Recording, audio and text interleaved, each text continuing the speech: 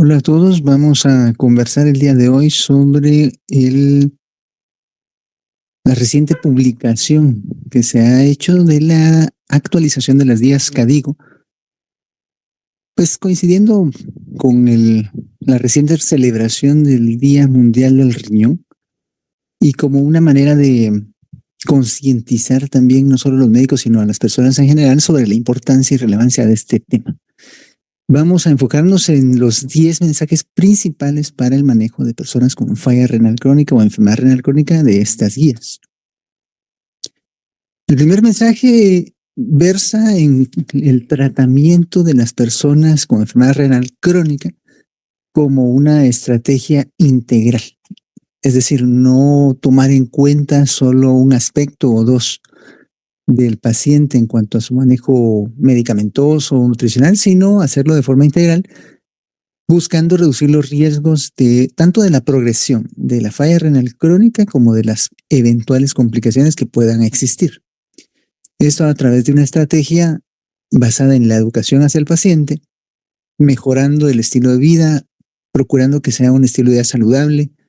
una alimentación adecuada y balanceada,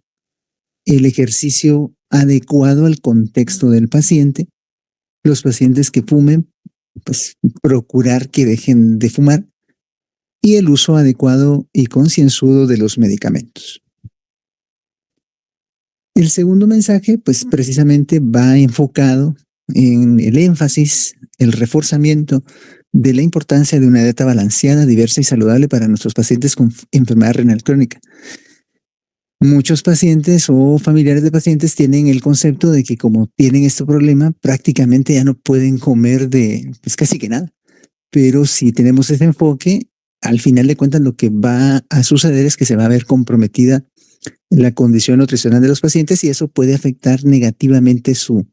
evolución.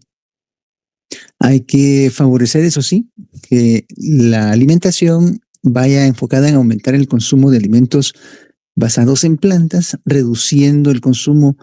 de alimentos que provengan de fuentes animales, sobre todo carnes rojas, reducir al mínimo posible o evitar del todo el consumo de alimentos procesados y ultraprocesados que pues ya han demostrado ampliamente su efecto dañino, no solo en pacientes con enfermedad renal crónica, sino en general en nuestra sociedad actual. Y además, pues redundando todas estas intervenciones en un beneficio en la reducción de la frecuencia de la acidosis metabólica, la presentación de hiperpotasemia e hiperfosfatemia, a la vez de procurar que el paciente pierda menos cantidad de proteínas corporales, es decir, que no se desnutra. Como tercer mensaje, es importante que, pues como médicos, individualicemos y que contextualicemos el control de nuestros pacientes, sobre todo en cuanto a la presión arterial y otras condiciones asociadas, como la fragilidad que puedan ir desarrollando los pacientes que tengan un alto riesgo de caídas, establecer medidas preventivas para que se reduzca este riesgo. También tomando en cuenta las expectativas de vida que tenga el paciente, si es una expectativa de vida pues ya limitada, considerar esto dentro de nuestro enfoque terapéutico y procurar también no ser demasiado agresivo con el manejo de la hipertensión para evitar que el paciente desarrolle hipotensión postural sintomática. Como primera línea de tratamiento, en estos casos vamos a tener el uso de medicamentos que inhiban el sistema renina-angiotensina-aldosterona y posteriormente pues ya podemos ir considerando otros medicamentos como los calcioantagonistas o los medicamentos que tienen un efecto inhibidor del sistema de mineralocorticoides, de receptores mineralocorticoides, además pues de los otros medicamentos como beta-bloqueadores. Es importante también que nos enfoquemos, si el paciente tiene diabetes mellitus como condición asociada a su enfermedad renal crónica, en el manejo correcto de la hiperglucemia, evitando, por un lado, que el paciente esté muy descompensado, porque esto va a alterar su evolución, va a favorecer una mayor progresión de la enfermedad renal crónica, y además evitando o reduciendo al mínimo el riesgo de hipoglucemias. Y por otro lado, también considerando el contexto del paciente, evaluar sus perfiles de riesgo de enfermedad cardiovascular y el manejo adecuado de los lípidos. El cuarto mensaje relacionado con las guías de manejo de nuestros pacientes con enfermedad renal crónica va dirigido a recordar que dentro de las medidas que más impacto tienen para reducir la progresión de la enfermedad renal crónica está el uso de inhibidores precisamente del sistema de renin-angiotensina-aldosterona y también de inhibidores de SGLT2. Son dos familias de medicamentos que han demostrado ya fehacientemente el beneficio de su uso durante el curso de la enfermedad, deteniendo la velocidad de progresión e incluso favoreciendo cierta regresión en algunos casos. Pero recordando que el primer objetivo del tratamiento en estos casos es retrasar la velocidad de progresión de la enfermedad renal crónica. Como quinto mensaje, es importante recordar que pueden existir cambios agudos en la tasa de filtrado glomerular de nuestros pacientes, sobre todo cuando iniciamos recientemente algún medicamento inhibidor del sistema renin-angiotensina-aldosterona o del SGLT2. Sin embargo, cualquier reducción igual o mayor del 30% del valor basal de la tasa de filtrado glomerular amerita una evaluación más detenida, más concienzuda para descartar algún factor que esté provocando una agudización de la falla renal.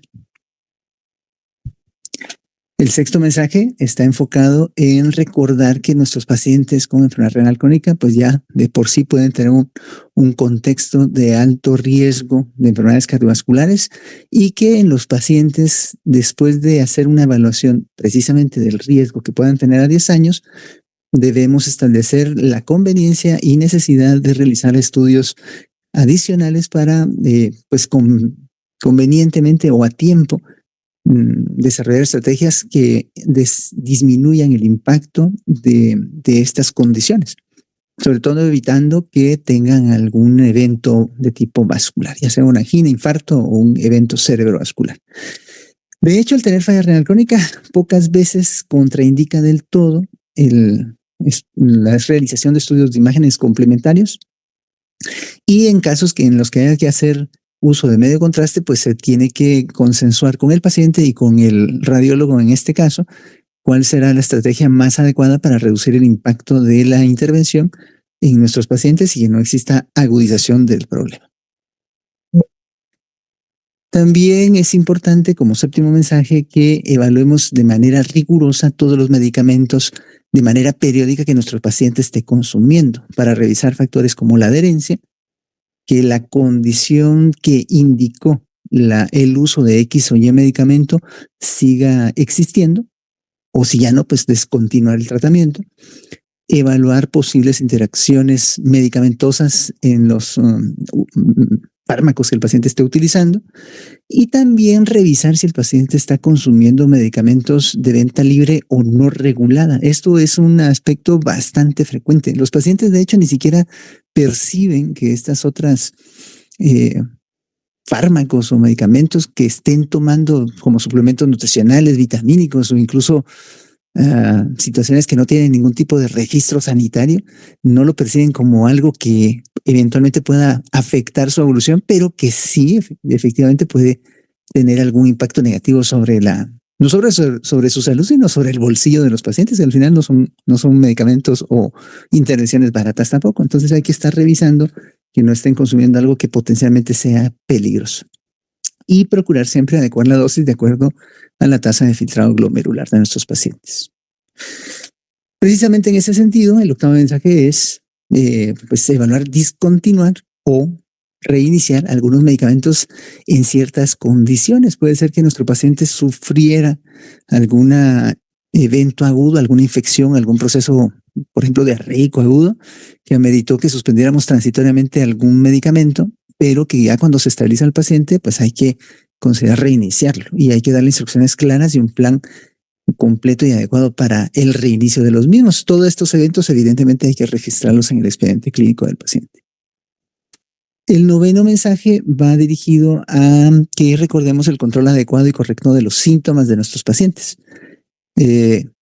considerando de manera conveniente o también oportuna si es necesario hacer cambios en el manejo clínico, redireccionar el tratamiento,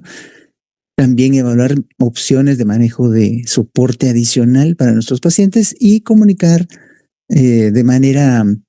directa y frecuente las decisiones que se vayan a tomar para que las mismas sean tomadas de manera compartida, no solo como, pues, como parte de las sugerencias del médico, sino que sea un manejo consensual.